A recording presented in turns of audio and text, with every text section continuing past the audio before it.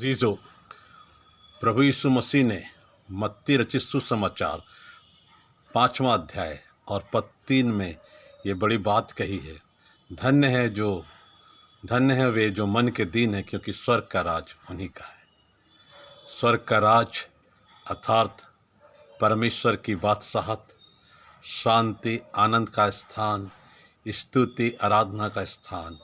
और पृथ्वी पर अगर हम देखें तो जहाँ पर शांति है, मेल मिलाप है, वो जगह स्वर्ग का राज्य है, जहाँ विश्वास है, प्रेम है।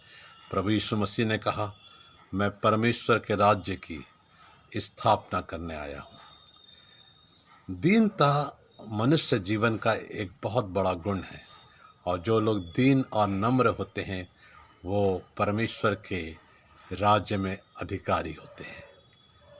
वचन में लिखा है, परमेश्वर के सामने दीन बनो तो वह तुम्हें शिरोमणि बनाएगा।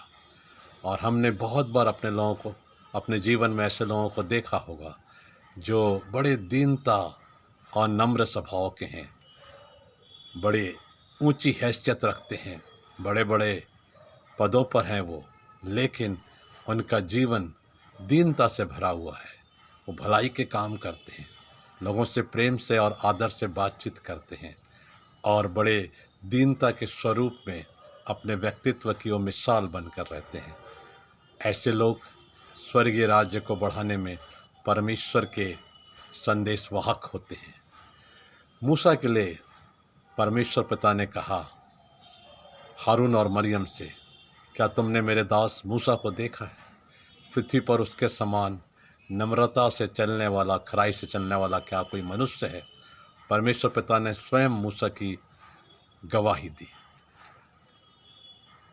और पवित्र बाइबल में बहुत बार वे लोग जो दीनता के साथ अपने सरों को झुका कर चलते हैं, या जो लोग पाप करने के बाद जब दीन बनकर पश्चाताप करते हैं, जैसे दाऊद ने किया और नीनवे नगर के लोगों ने किया, तो परमेश्वर पिता ने उन्हें छुटकारा दिया, पाप के जीवन से अलग किया और स्वर्गीय राज्य में प्रवेश करने का मौका दिया।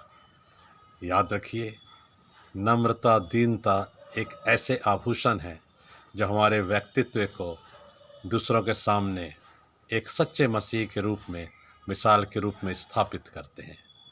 प्रभु यीशु मसीह भी फिलिपियों 2 में लिखा है, उन्होंने नम्रता, दीनता का स्वरूप धारण किया और परमेश्वर की आज्ञा मानकर एक दास का स्वरूप धारण कर लिया। इसलिए परमेश्वर ने उनके नाम को अति महान किया, वह नाम जो सब नामों में श्रेष्ठ है, ताकि हर एक लोग उसके सामने, जाति और धर्म से उसके सामने घुटने टेकें और अनंत जीवन के भागीदार हो सके। ये वास्तव में बड़ी आश्चर्यचकित बात है कि दीनता हमारे जीवन में हमें आशीषित और फलवंत करती है।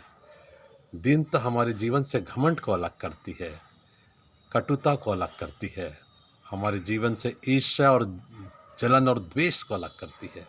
और जब हम अपनी ज़िंदगी में इन सब बातों को होता देखते हैं तो हम प्रभु यीशु मसीह के स्वरूप में, प्रतिरूप में आगे बढ़ते जाते हैं।